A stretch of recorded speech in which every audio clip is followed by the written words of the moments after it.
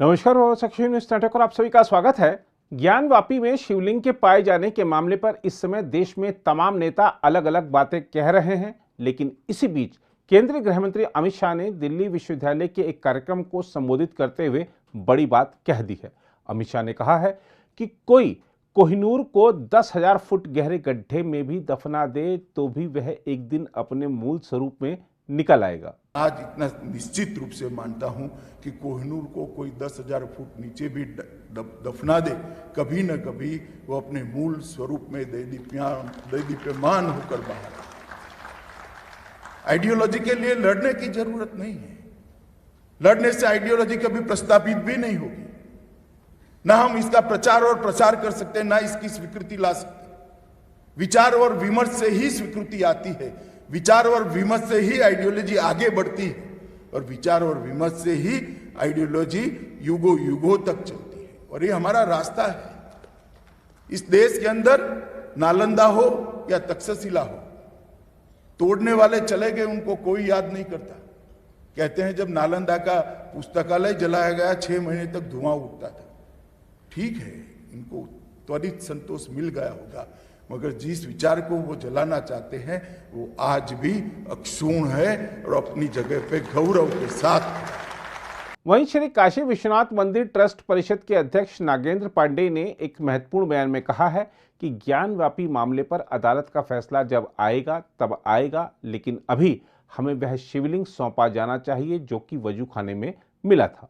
वकील हो या जो उनके तरफ से बोलने वाले हैं, जो आरोप लगा रहे हैं, उसको कैसे देख रहे हैं? तो शिवलिंग नहीं है, फाउंटेन है, तो मस्जिद मंदिर नहीं मस्जिद है।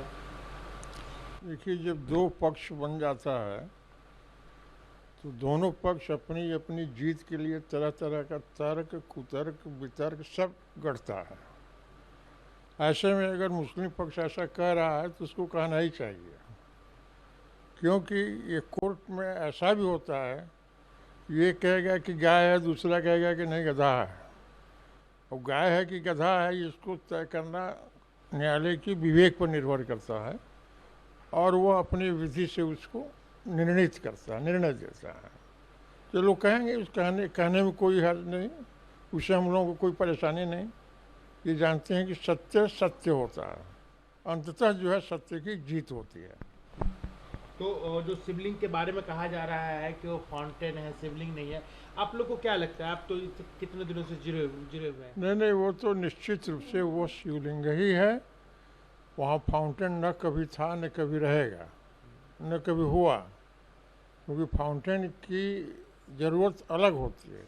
कहीं भी वजू खाने में फाउंटेन नहीं रहता है, और ये 20 बाई 20 के छोटे से एरिया में फाउंटेन रखने की कुछ ज़रूरत भी नहीं थी।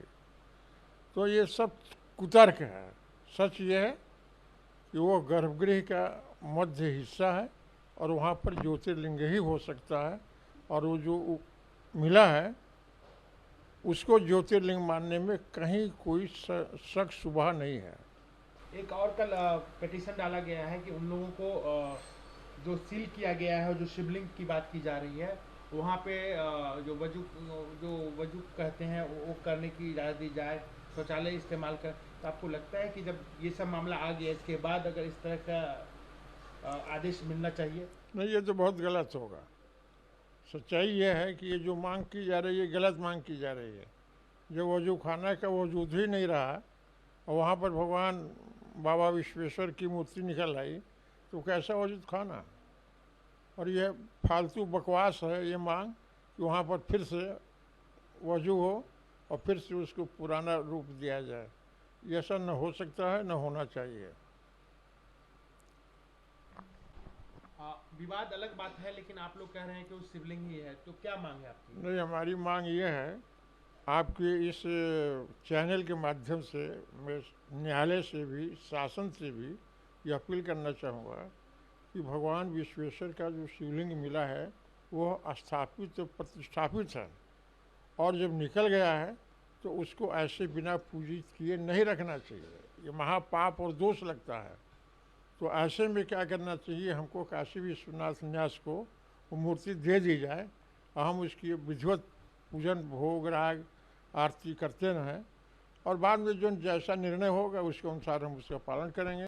वहीं काशी विश्वनाथ मंदिर ज्ञानव्यापी मस्जिद मुद्दे पर जारी विवाद पर आरएसएस ने आधिकारिक तौर पर तो कोई बयान नहीं दिया है, लेकिन संघ के अखिल भारतीय प्रचार प्रमुख सुनील आंबेकर ने कहा है कि तथ्यों को सामने आने देना चाहिए। उन्होंने यह भी कहा कि सच्चाई को अधिक समय तक छिपाया नहीं जा सकता। जैसे ज्ञानव्यापी का विषय चल रहा है, उसमें तथ्य आ रहे हैं। मुझे लगता है कि तथ्यों को आने देना चाहिए सामने, कि वैसे भी तथ्य जो होते हैं, वो सत्य जो होता है वो अपनी राह तो खोजता ही है। आप कितने दिन तक किसी चीज को दबा के रख सकते हैं? तो समाज को मुझे लगता है अब ये समय है कि हम सबको कुछ तथ्यों को, ऐसे सारे तथ्यों को, इतिहास के तथ्यों को एक सही परिप्रेक्ष्य में देखने का, समझने का और पूरे समाज के सामने उसको सही परिप्रेक्ष्य में रखने का समय है। और इस समय पूरा जमाना देख रहा है, आने वाली पीढ़ियां भी देखेगी कि जब स्वाधीनता का अमृत महोत्सव हो रहा था तो एक समय था कि स्वाधीनता के आंदोलन के समय उन लोगों ने वो भूमिका निभाई। अब स्वाधीनता का अमृत महोत्सव के अवसर पर, मतलब ये छोटी बात नहीं है कि आज़ादी के 75 वर्ष के अंदर ही हम इस मुकाम पर आ गए कि हम दुनिया में अब एक स्थान बना पा रहे हैं। वहीं ज्ञानव्यापी मामले पर नेताओं की बयानबाजी का दौर भी जारी है। समाजवादी पार्टी के अध्यक्ष अखिलेश यादव ने आरोप लगाया है कि भाजपा सरकार को महंगाई, गरीब की रोजी रोटी की चिंता नहीं है।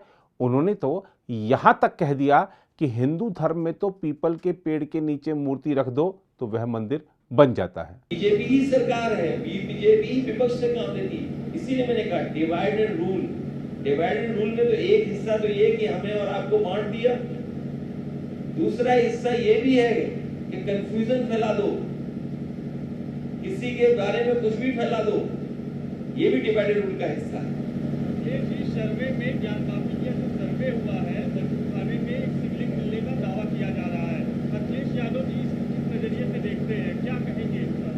क्योंकि इस कोर्ट का मामला है, सबसे बड़ी बात यह है कि जिनकी जिम्मेदारी थी सर्वे करने की, आखिरकार वो रिपोर्ट बाहर कैसे आ गई? और हमारे धर्म में तो ये है, हिंदू धर्म में कहीं भी पत्थर रख दो, एक लाल झंडा रख दो, पीपल के पेड़ के नीचे मंदिर बन गया। आप क्या मानते हैं? शिवलिंग मानते हैं? हम क्या मानते हैं सवाल नहीं है। हम सर्वे नहीं कर रहे हैं, ना हम सुप्रीम कोर्ट है, ना हाई कोर्ट है। हम ये कह रहे हैं बीजेपी से सावधान रहिए। बीजेपी जानबूझ करके ज्ञानवापी मस्जिद का मामला इसलिए उठा रहे हैं, वो स्मोक स्क्रीन बना दी उन्होंने कि आप असली मुद्दे दिखाई नहीं दो। बड़ी बड़ी कंपनियां बिक गई, हमें और आपको पता ही नहीं लगा, हम और आप उस बहस में हैं। अगर आप भी लेना चाहते हैं देश दुनिया की तमाम जानकारी तो आज ही सब्सक्राइब करें हमारे चैनल को। साथ ही नीचे दिए बेल आइकन को जरूर दबाएं ताकि हर अपडेट आप तक पहुंच सके।